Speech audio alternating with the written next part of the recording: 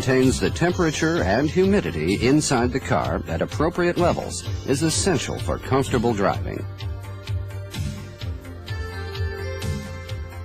In this video, you will learn the properties of a refrigerant, how the refrigerant changes its form as it circulates through the system, and what will happen if the proper amount of refrigerant is not present in the system.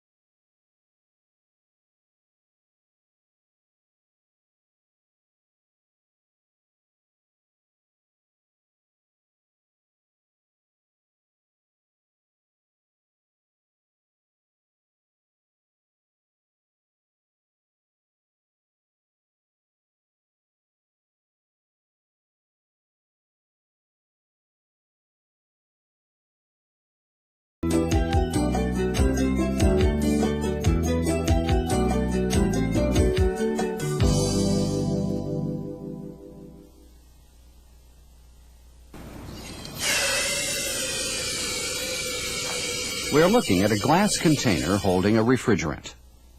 The container has been placed on a block of ice, but the refrigerant seems to be boiling. In fact, it is evaporating.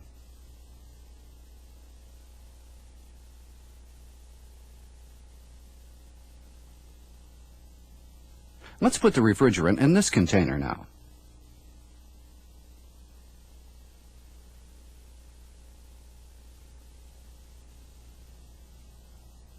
This container is not on ice now, so the temperature must be much higher than in the scene we just saw, but the refrigerant is not boiling at all. Do you know why?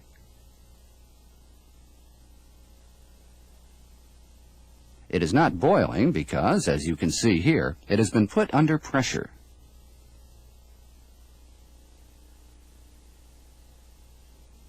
These two experiments show two things.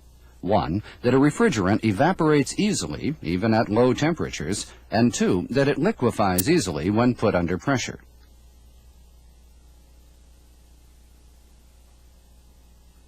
These properties of a refrigerant may be illustrated by this graph. This line represents the pressure that is applied to the refrigerant. This line represents the temperature.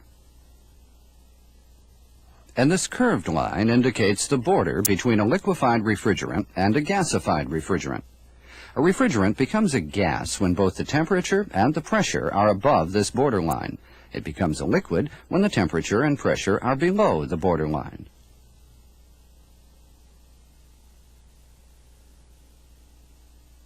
When a refrigerant turns to a gas, it requires evaporation heat. Let's test it using a rose.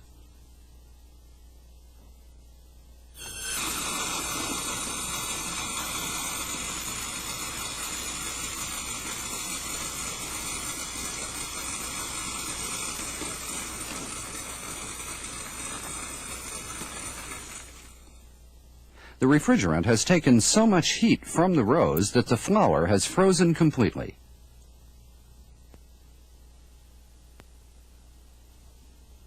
Let's now study how the refrigerant works in a car air conditioner. Generally speaking, it takes heat from the air inside the passenger compartment as it evaporates in the evaporator, and it discharges the heat to the outside of the vehicle when it is liquefied by the condenser. The refrigerant is forced to flow under pressure through the system by the compressor. In this animated illustration showing the flow of the refrigerant, the red indicates the flow of pressurized refrigerant and the blue the flow of the unpressurized refrigerant. An actual car air conditioning system consists of these three components plus the receiver and dryer unit and the expansion valve.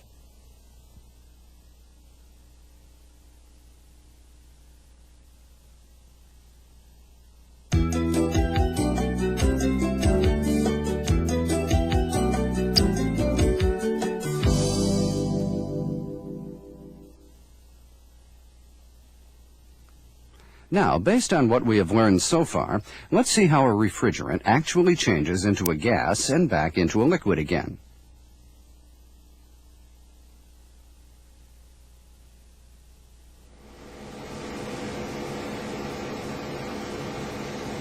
This is special equipment we have designed so that we can actually see the flow of the refrigerant when the air conditioner is operating.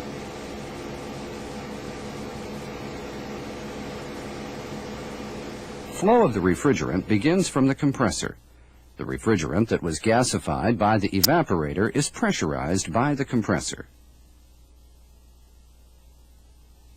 Let's compare the pressure before the refrigerant enters and after it leaves the compressor.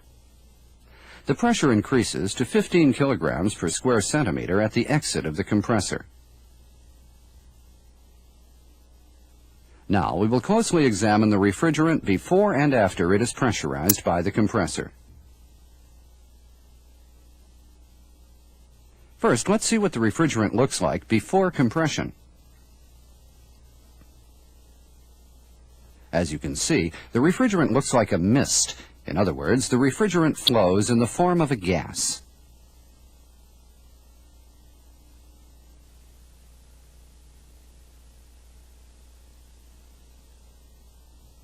This shows the refrigerant after compression. It appears as if the refrigerant remains the same before and after compression. In other words, the refrigerant enters the compressor as a gas and exits from the compressor as a gas also. Let's check to see if there is any difference in the temperature of the refrigerant before and after compression. The temperature has increased from 13 to 94 degrees centigrade after compression. Let's go back to the graph showing the relationship between temperature and pressure.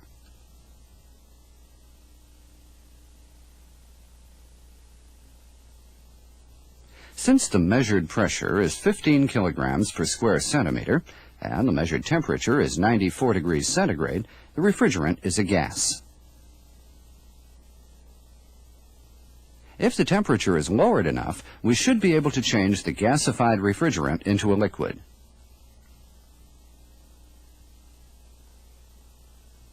The hot pressurized refrigerant is sent from the compressor to the condenser, where its temperature is lowered.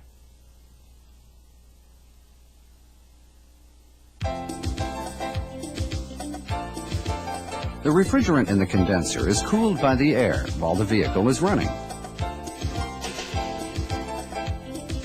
or by the cooling fan of the vehicle.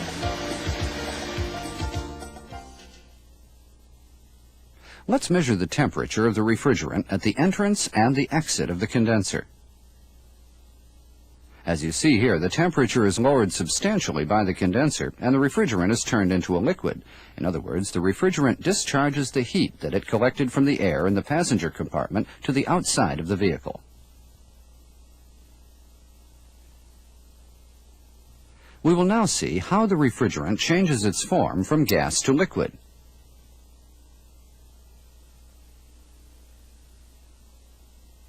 The refrigerant being sent to the condenser is still very hot and generally looks like a mist.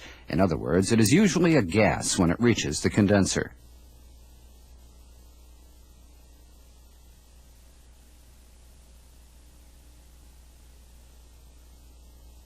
As it flows through the condenser for some time, the majority of the refrigerant becomes a liquid containing some gas bubbles.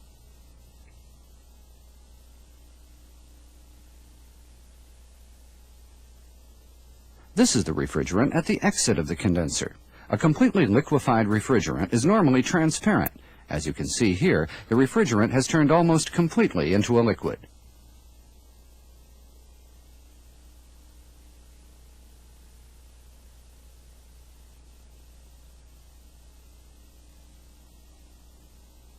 Liquefied refrigerant is sent to the receiver and dryer unit next.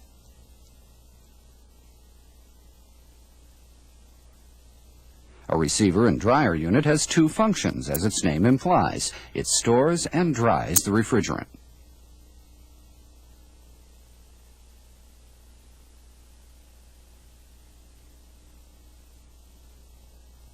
This is an actual receiver and dryer unit cut in half. This is the drying section where water and dirt are removed from the refrigerant.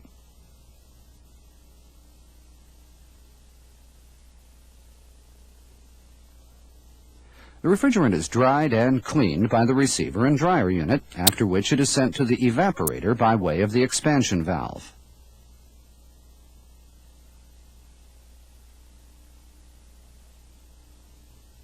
Let's measure the pressure of the refrigerant before and after it enters the expansion valve.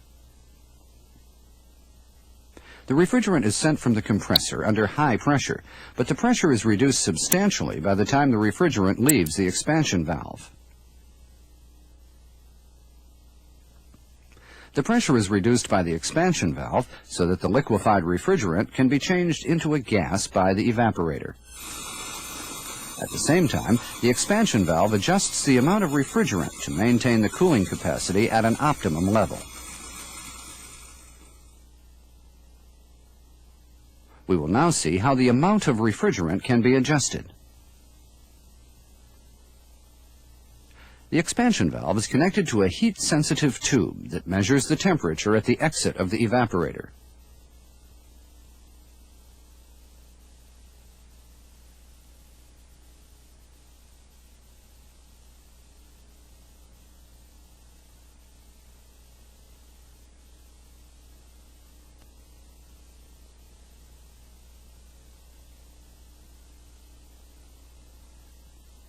When the air in the passenger compartment is hot, hot air flows through the evaporator.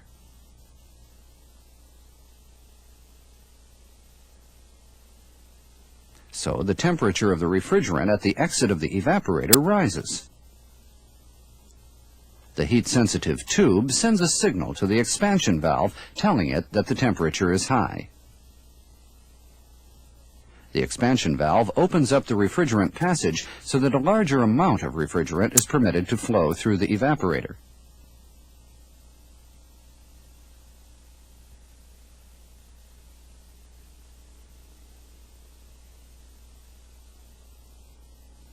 On the other hand, when the temperature of the air in the passenger compartment is low, cool air passes through the evaporator.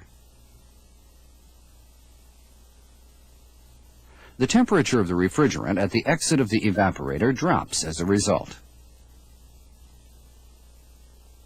The heat-sensitive tube sends a signal to the expansion valve. And the expansion valve reduces the valve passage accordingly so that a smaller amount of refrigerant is allowed to flow through the system.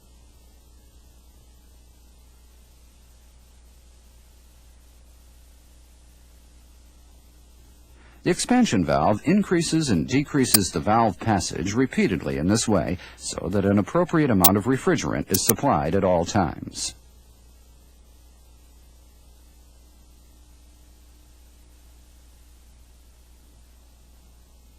We will now examine how the air is cooled by the evaporator. First, we will see how the refrigerant changes in the evaporator after its pressure is lowered by the expansion valve. This is the refrigerant near the entrance to the evaporator. At this stage, the refrigerant is almost completely liquid.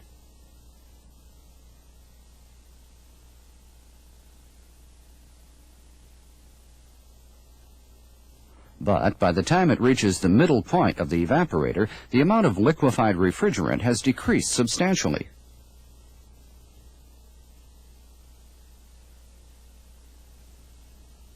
This is the refrigerant at the exit of the evaporator. The liquid has disappeared, and the exit is filled with a gasified mist. In other words, the refrigerant has evaporated completely. Let's compare the temperature at the entrance and at the exit of the evaporator.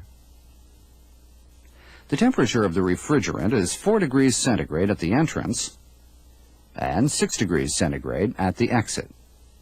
Assuming that the temperature of the ambient air near the evaporator is 40 degrees centigrade, the air temperature is lowered by 36 degrees near the entrance and by 34 degrees near the exit by the evaporation of the refrigerant.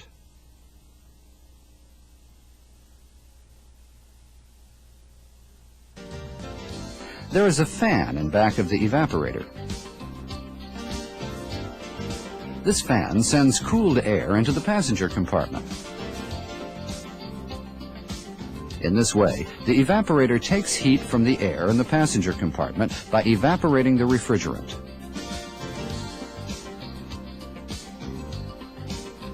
The completely gasified refrigerant returns to the compressor to start a new circulation cycle. Now, let's review the cooling cycle and see how the refrigerant cools the air in the passenger compartment.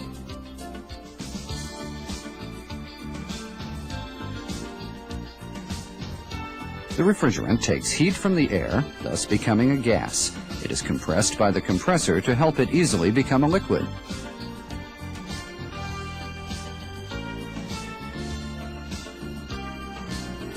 But simply compressing the refrigerant is not enough to turn it into a liquid.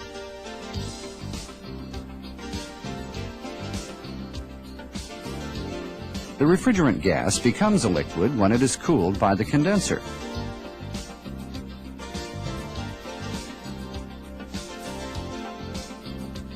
And the heat taken from the air by the evaporator is discharged outside the vehicle by the condenser.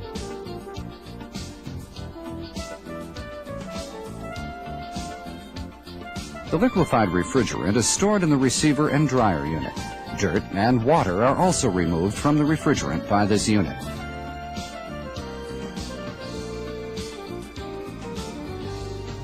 The pressure is reduced by the expansion valve. This valve also adjusts the amount of refrigerant supplied to the evaporator.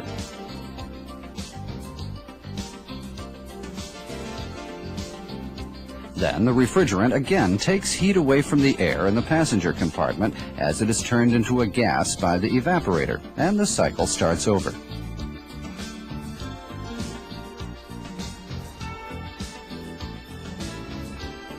We have studied about the basic function of the refrigerant in a car air conditioning system based on the assumption that the proper amount of refrigerant has first been supplied.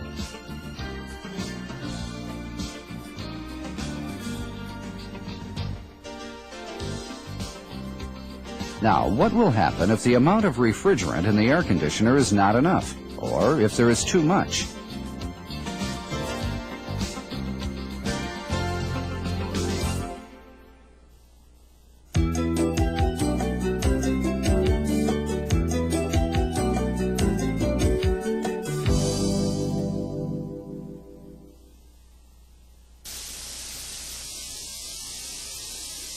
Let's remove some of the refrigerant and see what happens.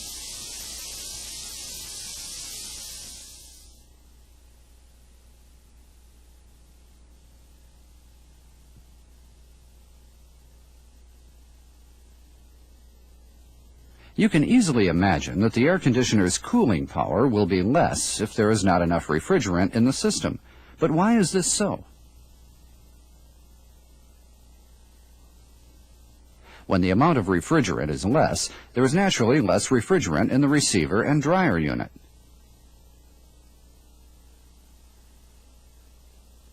For this reason, much of the refrigerant is a gas when it reaches the expansion valve, as you see here.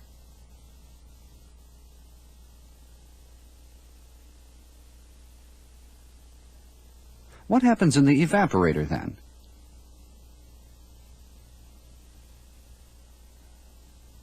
When there is not enough refrigerant in the system, a greater portion of the refrigerant is a gas near the entrance to the evaporator.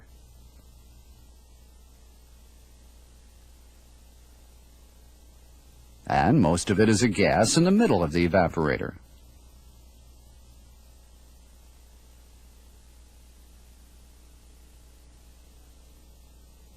Naturally, it is still a gas when it leaves the evaporator. In other words, if there is only a small amount of refrigerant in the system, it completely turns into a gas by the time it reaches the middle point of the evaporator, and no evaporation occurs near the exit of the evaporator. This means that the refrigerant is not taking heat from the air.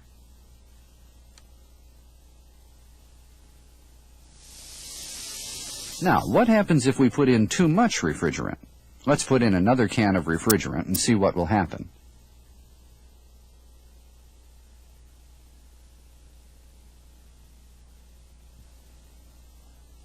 The receiver and dryer unit is now filled with the liquid refrigerant.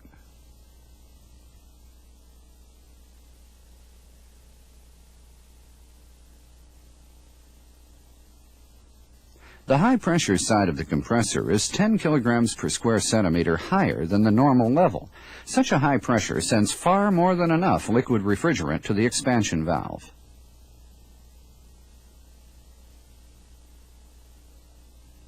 Let's see what happens in the evaporator then.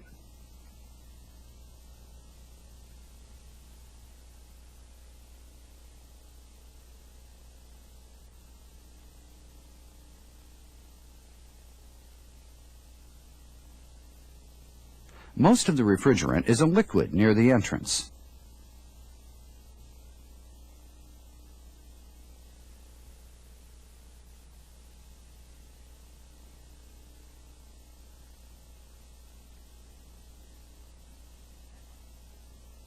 And much of the refrigerant is still a liquid at the midpoint of the evaporator. We can still see some liquid near the exit where it is supposed to have been turned completely into a gas. In other words, the amount of refrigerant is so much that it cannot evaporate completely before it leaves the evaporator. This means that the refrigerant is not taking enough heat from the air, similar to a condition when there is insufficient refrigerant. These experiments show that the air conditioner's cooling capacity is affected if the amount of refrigerant is either not enough or is too much.